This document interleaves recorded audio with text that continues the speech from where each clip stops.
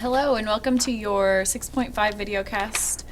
In this lesson you're going to be working on finding equivalent fractions, specifically using the make a table strategy.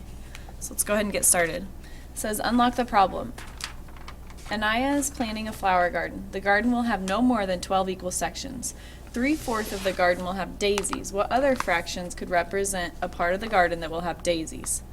Okay, so what do you need to find? You need to find fractions that could represent the part of the garden that will have daisies. What information do you need to use? Well, we know that it says that 3/4 of the garden will have daisies. The garden will not have more than how many equal sections? Will not have more than 12 equal sections. So keep going back in the text and finding that information you need to use. I can make a table. We know that because that's our learning goal this lesson, to find equivalent fractions. Okay. All right, let's get started. So I can make a table and draw models to find equivalent fractions. So right here they have 3/4, okay, so there's 4 total and 3 of them are shaded, okay. I want you to think about as the number of parts increase, we're going to increase the number of parts here, the size of each part is going to decrease. So the number of parts, the denominator, is going to get larger, but the size of the parts is going to decrease. So we're just going to cut this section in half. So now we have 1, 2, 3, 4, 5, 6, 7, 8 parts. And how many of them are shaded? 6. Okay. And over here, we're actually going to cut this into thirds. So now count how many parts we have. We have 12 parts, and 9 of them are shaded, because these 9 are shaded. What other fraction could represent a part of the garden that will have daisies? Okay, so we have 6/8 and 9/12.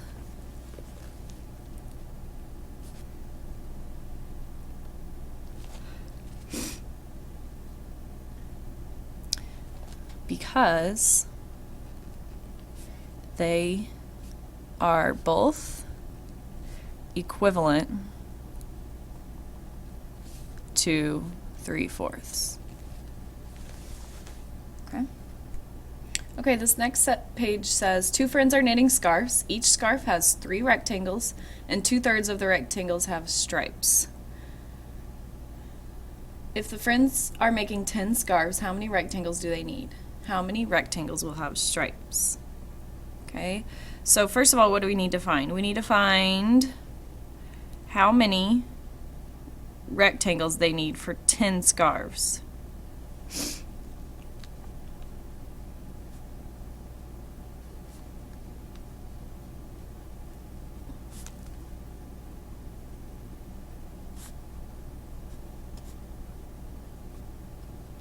And how many rectangles will have stripes?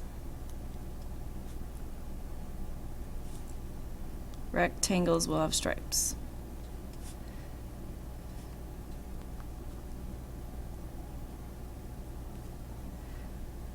Okay, what information do we need to use? Well, we know that each scarf has 3 rectangles.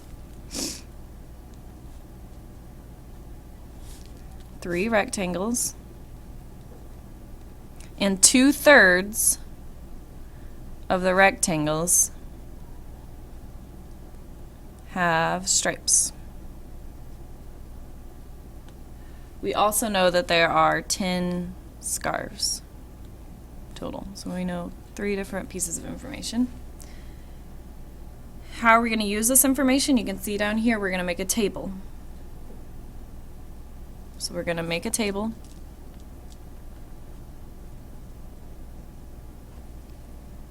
To find the fraction of rectangles with stripes for different numbers of scarves.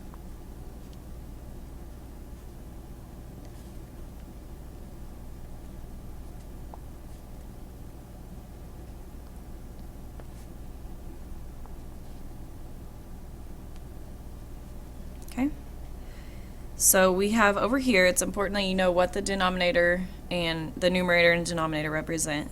So the number of rectangles with stripes,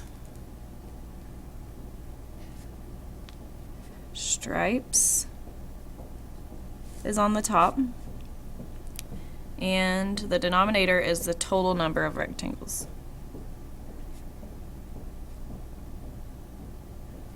Okay, so starting with 1, we know that we started with there's 2 stripes and there's 3 total rectangles. Okay, so twice of that, or double that, would be 4 and 6. So 4, 6. 3 times 2 is 6. 2 times 4 is 2. Okay?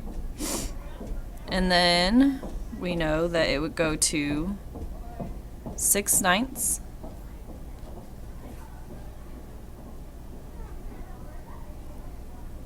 8/12, 10/15, 12/18. What do you notice? What pattern do we have going here? 3, 6, 9, 12, 15, 18. We're skip counting, or we're finding the multiples of 3 here, and we're finding the multiples of 2 here. 2, 4, 6, 8, 10, 12. So go ahead and fill in the rest of this table. So we'll have 20, 21, 14, 24, 16, 18 over 27, 20 over 30. Okay. So 20 out of 30 of the rectangles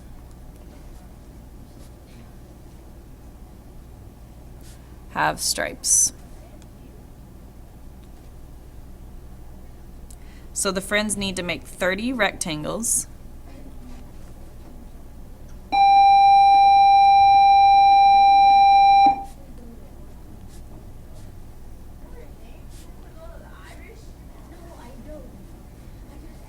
They need to make 30 rectangles, and 20 of them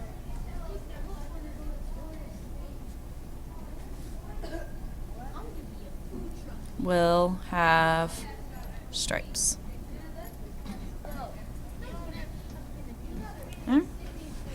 We're going to skip number 2 for now because we're out of time, but I want you guys to go ahead and go on to the share and show, and it looks like you're going to have to start with number 1 in order to find numbers 2 and 3 instead of starting with 2 and 3.